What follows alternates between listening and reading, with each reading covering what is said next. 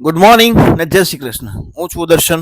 આજનો દિવસ સાતમો 99 દિવસના ચેલેન્જમાંથી આજનો દિવસ સાતમો. મોર્નિંગમાં વહેલા ઉઠીને ઘણી બધી પ્રેરણા મળે છે, ઘણું બધું પોઝિટિવ થિંકિંગના વિચાર આવે અને તમારા લોકોના સપોર્ટથી એમ થાય છે કે ના ના બરોબર છે.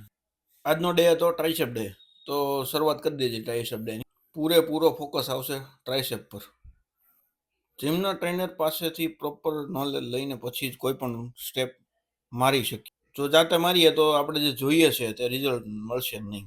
જો કે બધાને આઈડિયા જ હોય કઈ રીતે મારું, કેમ કે વિડીયોઝ ને રીલ્સના માધ્યમથી ખબર જ હોય, પણ તોય લાઈવ તમે કરો અને કોઈ પણ વસ્તુ જોઈને કરો એમાં બહુ બધો ફરક પડે છે.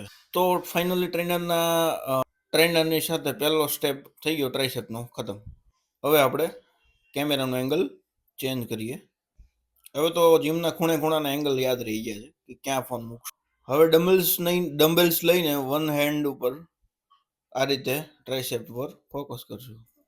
પેઇન થશે, દુખશે, રાતે ઉઠવામાં લેટ થશે, 1 વાગશે, 2 વાગશે, 3 વાગશે, સવારે ઉઠવામાં બહુ બધી તકલીફો આવશે. ઉઠીને એમ થશે અલાર્મ વાગશે એટલે નથી જવું, પણ એકવાર ઉઠી ગયા પછી બહુ મજા આવે છે. બોડીમાં પણ આખો દિવસ એકદમ સ્ફૂર્તિ ફીલ થાય છે, સારું ફીલ થાય છે. અને હા, બોડી જો મેન્ટેન હોય તો પોઝિટિવ પણ માઇન્ડસેટ પણ આપણું બહુ પોઝિટિવ રહે છે. હું લાસ્ટ 5 વર્ષથી જીમ કરું છું, બસ આ જ રીતે. પ્રોપર ટાઈમિંગ સેટ નહીં થતો. 1 વર્ષમાં 3-4 મહિના જીમ પોસિબલ થાય છે મારાથી. સિઝન હોય ત્યારે પોસિબલ થતું નથી.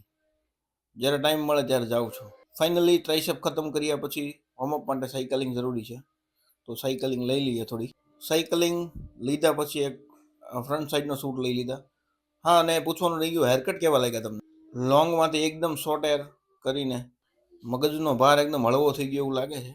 અમુક લોકો એમ કહે છે બેટર લાગે છે, અમુક લોકો એમ કહે છે ઠીક. ફાઇનલી જીમ ડે પૂરો થયા પછી આપણો ફાઇનલ શોટ તો હેર સલૂનનો હોય જ છે. અર્શનું બેસ્ટ હેરકટ મુલિટ. વિડીયોમાં બન્યા રહેવા બદલ તમારો આભાર. Thank you so much.